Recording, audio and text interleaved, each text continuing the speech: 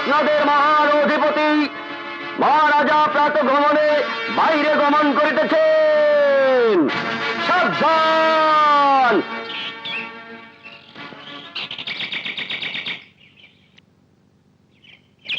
চারিদিকে ময়লা আবর্জনা, পায়ে চলা পথ বৃক্ষের পাতায় ঢাকা। এ কি স্রষ্টার লীলা নাকি ঝাড়ুদারের অবহেলা? ঝাড়ুদারের অবহেলা হুজুর। কারণ চাকরি থেকে ঝাড়ুদার অব্যাহতি চায়।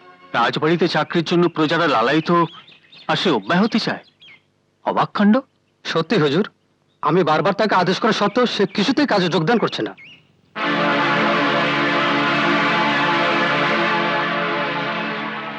ঝাড়ুদারকে দরবারে তলব করা হোক। না না, আমি যাব না, আমি যাব না, আমি যাব না, আমি ওই রাজার মুখ দেখবো না। না,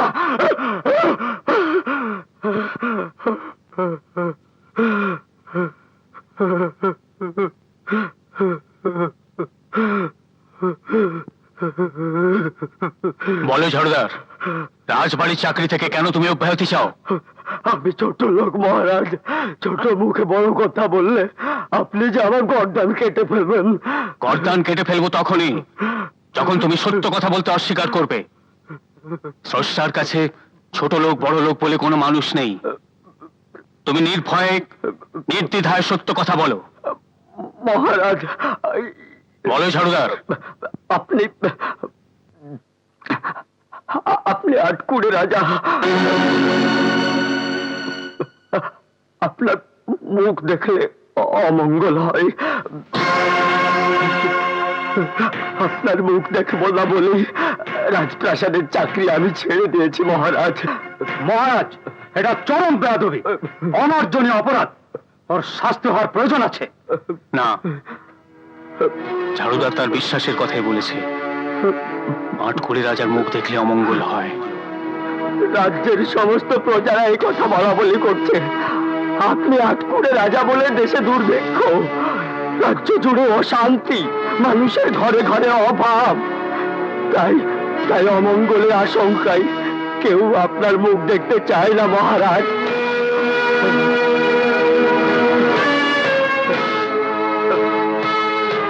আমি তোমাকে মুক্তি দিলাম ঝাড়ুদার, আমার মুখ আর তোমাকে দেখতে হবে না। আপনার মঙ্গল হোক মহারাজ, আপনার মঙ্গল হোক। আমি স্রষ্টার কাছে প্রার্থনা জানাই আপনি যেন সন্তানের পিতা হতে পারেন। বিদায় মহারাজ, বিদায়, বিদায় মহারাজ, বিদায়, বিদায়, বিদায় মহারাজ, বিদায়। এই সেরেছে, সকালবেলায় আটকুড়ে রাজার মুখ দেখতে হবে। আটকুড়ে রাজা মুখ ঘোরা, মুখ ঘোরা, আটকুড়ে রাজা মুখ ঘোরা। সেরেছে, আটকুড়ে রাজার মুখ দেখতে হলো। আটকুড়ে রাজার মুখ দেখলাম, দিনটা মনে হয় ভালো যাবে না রে।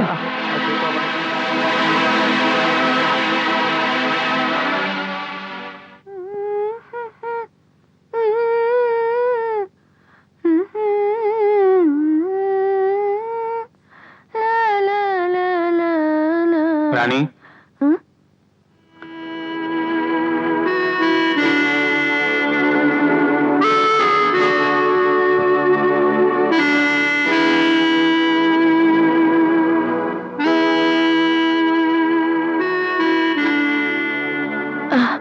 আপনাকে বড় ক্লান্ত দেখাচ্ছে মহারাজ। আর আমাকে মহারাজ বলো না রানী। আমি রাজ্য সিংহাসন ছেড়ে দূরে, অনেক দূরে কোথাও চলে যেতে চাই। কি বলছেন মহারাজ? ঠিকই বলছি রানী। যে রাজ্যের প্রজারা রাজার মুখ দর্শন করতে চায় না, আটকুড়ে রাজা বলে রাজ্য চলে যার অপবাদ, কি হবে তার রাজা সেজে? কি হবে রাজ্য সিংহাসন দিয়ে? প্রজারা আমাকে ঘৃণা করে, ঘৃণা। কিন্তু আমি তো আপনাকে ঘৃণা করি না মহারাজ। তুমি যে বঙ্গ নারী, শত দুঃখ, শত লাঞ্ছনা, শত পরাজয়, বঙ্গ নারী যে স্বামীর পদতলে ঠাঁই চায়। কিন্তু আমি যে নিরুপায়, প্রজার কাছে পরাজিত রাজা, স্ত্রীর কাছে পরাজিত স্বামী, লক্ষ লক্ষ মানুষের অপবাদের বোঝা মাথায় নিয়ে আমি আর বাঁচতে চাই না মহারাজ। না মহারাজ, আমি এই রাজ্য, এই সিংহাসনের দায়িত্ব তোমার প্রতি, আমি চলে যেতে চাই মহারাজ। না না না না, আমি যে আপনাকে ছাড়া বাঁচবো না মহারাজ, আমি যে আপনাকে ছাড়া বাঁচবো না। আপনি যে আমার জীবনের আলো মহারাজ, আপনি যে আমার জীবনের আলো।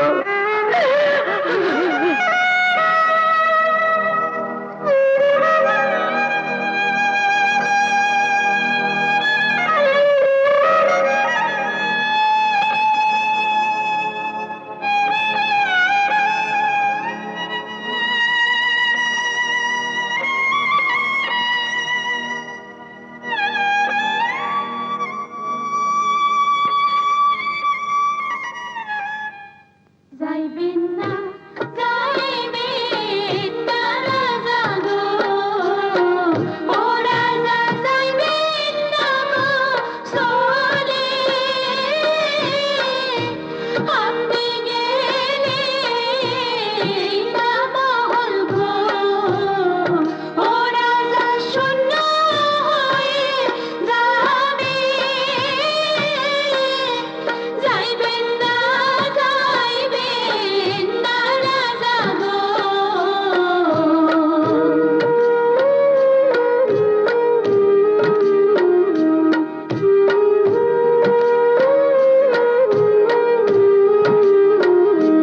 রানীর মাথার কাঁধও আপনি গো, ও রাজা দরবারেরও শোভা, রাজা ছাড়া রাজার রাজ্য গো, ও রাজা শ্মশানে পুড়ি হবে, যাইবেন না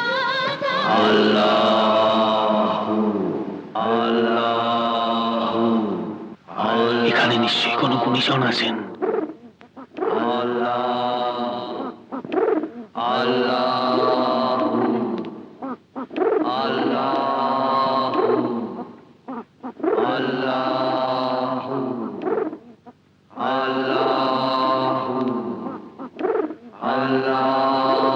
হে দয়াময়, আমার জীবনের সব কথা তুমি জানো। আটকুড়ে অপবাদের কারণে আমি রাজপ্রাসাদ ছেড়ে চলে এসেছি। আমার মনের জ্বালা তুমি দূর করো। আমার জীবনের সব যন্ত্রণা থেকে আমি মুক্তি চাই। তুমি আমার মনোবাঞ্ছা পূর্ণ করো। তুমি আমার মৃত্যু দাও, মৃত্যু দাও, মৃত্যু দাও। চুপ কর!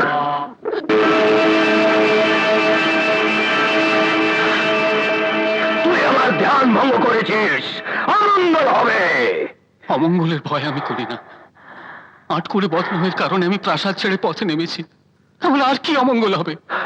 হবে, তোর সন্তান হবে। আট করে বদনাম মুছে যাবে। সত্যি বলছেন বাবা? হ্যাঁ, তুই সন্তানের পিতা হবি, ওই সন্তানের অমঙ্গল হবে। বাবা, আমি সন্তানের পিতা হব, এর চাইতে বড় সুখ আমার জীবনে আর কিছু নেই। পিতা হবার পর যত অমঙ্গল তুমি আমাকে দাও, শুধু আমার সন্তানকে অমঙ্গলের হাত থেকে বাঁচাবার পথ বলে দাও বাবা। সন্তানের বয়স 20 বছর পূর্ণ হবার আগেই বিবাহ করাতে হবে, কিন্তু বাসর করতে পারবে না। বাসর রাতেই 10 বছরের জন্য বাণিজ্যে পাঠাতে হবে। এটা বিধির বিধান। যদি এর অন্যথা হয়, তাহলে মুখ দিয়ে রক্ত উঠে তোর সন্তানের মৃত্যু হবে। এই বিধান অক্ষরে অক্ষরে পালিত হবে বাবা।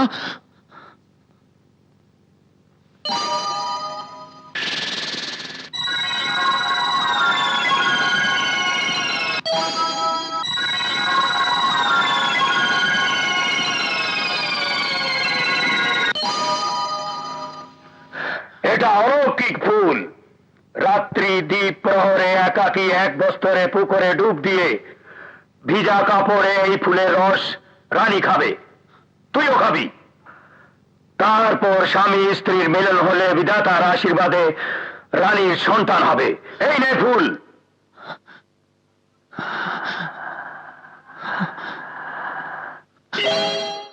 আমি তোমার অপেক্ষাতেই আছি। আপনার আদেশ পেয়ে আমি আর বিলম্ব করিনি। কেন এত জরুরি তলব করেছেন আম্মি জান? তোমার বয়স 20 বছর পূর্ণ হতে আর মাত্র কয়েকদিন বাকি, কিন্তু 20 বছর পূর্ণ হবার আগেই আমি তোমার বিবাহ দিতে চাই।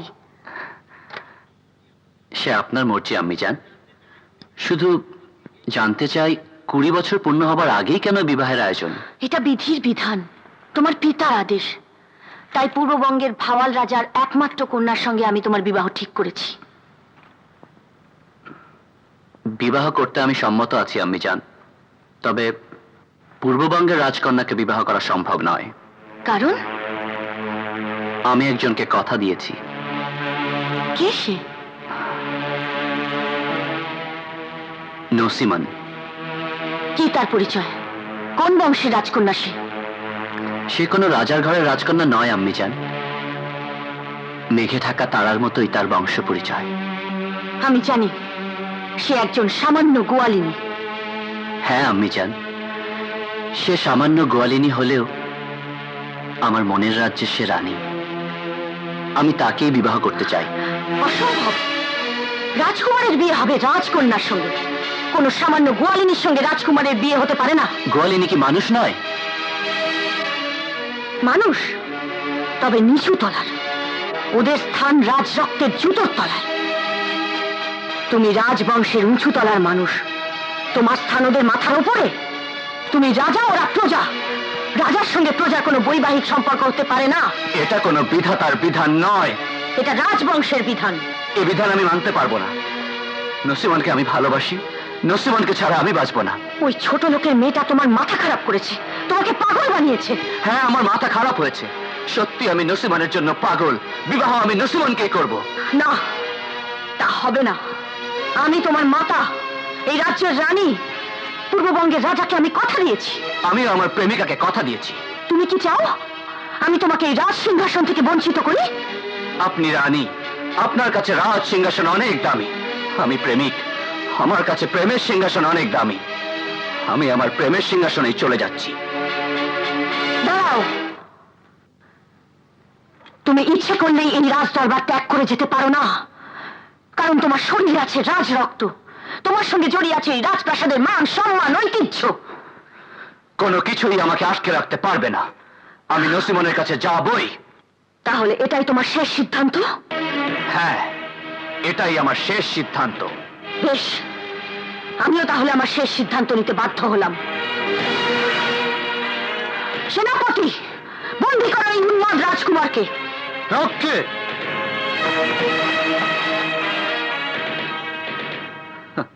আম্মি জান, আপনি এই রাজ্যের রানী, তাই রাজ শক্তি দিয়ে আমাকে বন্দী করলেন। কিন্তু আপনি জানেন না, ভালোবাসার শক্তি হলো স্রষ্টার দেওয়া অসীম শক্তি। দুনিয়ায় এমন কোন শক্তি নেই যে আমাকে আটকে রাখবে। ভালোবাসার শক্তি দিয়ে আমি নসিমনের কাছে যাব। লোহার ঘরে বন্দী করে রাখলেও আমি লোহা ভেদ করে নসিমনের কাছে যাবই। সেনাপতি, নিয়ে যাও কি?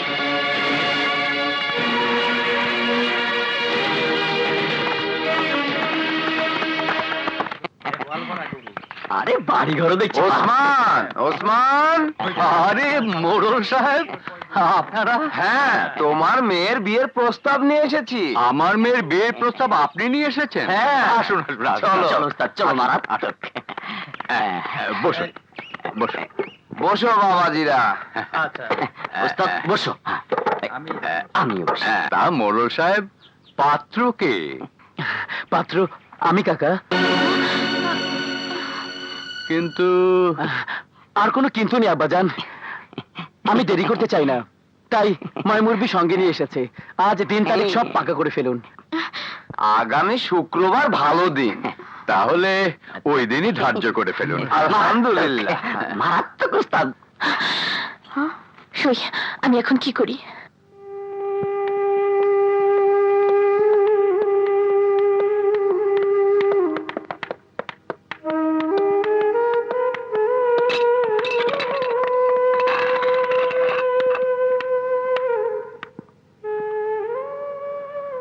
রাজকুমার, 20 বছর পূর্ণ হতে আর মাত্র 1 সপ্তাহ বাকি।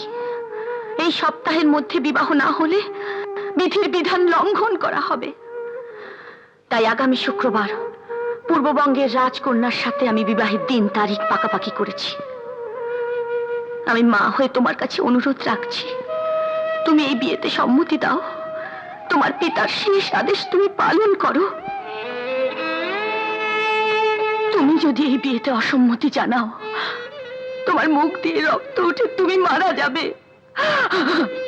আমি মা হয়ে তোমার মৃত্যু দেখতে পারবো না, কিছুতেই না। তার আগে সবাই আমার মরা মুখ দেখবে, আমার মরা মুখ দেখবে।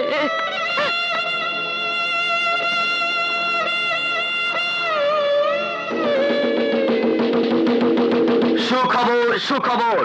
এত দ্বারা প্রজা সাধারণকে জানানো যাইতেছে যে আগামী শুক্রবার রাজকুমার আলমের সঙ্গে পূর্ববঙ্গের রাজকন্যার বিবাহের দিন ধার্য করা হইয়াছে।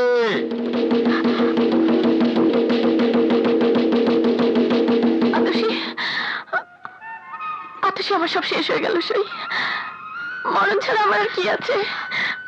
আশা দিয়ে ভরসা দিয়ে রাজকুমার এত বড় বেইমানি করতে পারলো, এত বড় বেইমানি করতে পারলো।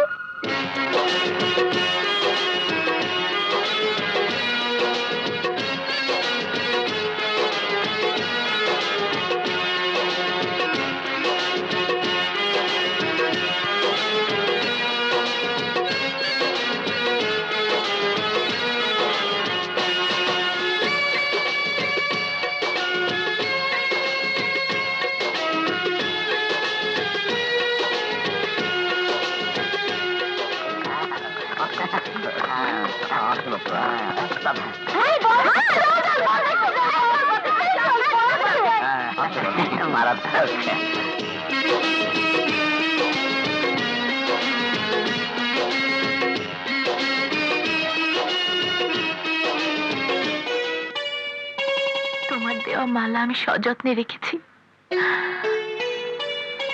আমার এই আংটি তোমার হাতে পরিয়ে দিলাম।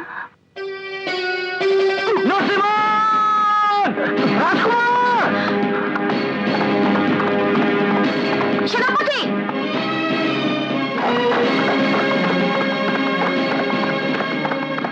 রানীমা, রাজকুমার নসিমনকে বিয়ে করতে যাচ্ছে, এখন কি হবে? আমার কথার খেলাপ হলে আমার বেঁচে থাকার প্রয়োজন ফুরিয়ে যাবে। প্রাণ বিসর্জন দেওয়া ছাড়া আমাদের কোনো উপায় থাকবে না। গর্ভের সন্তানের উপর অভিমান করে আপনি প্রাণ বিসর্জন দিতে পারেন না রানীমা।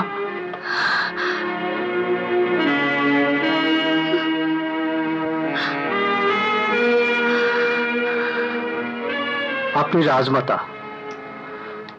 আপনি প্রাণ বিসর্জন দিলে রাজ্যের সমস্ত প্রজারা মাতৃহারা হয়ে যাবে রানীমা।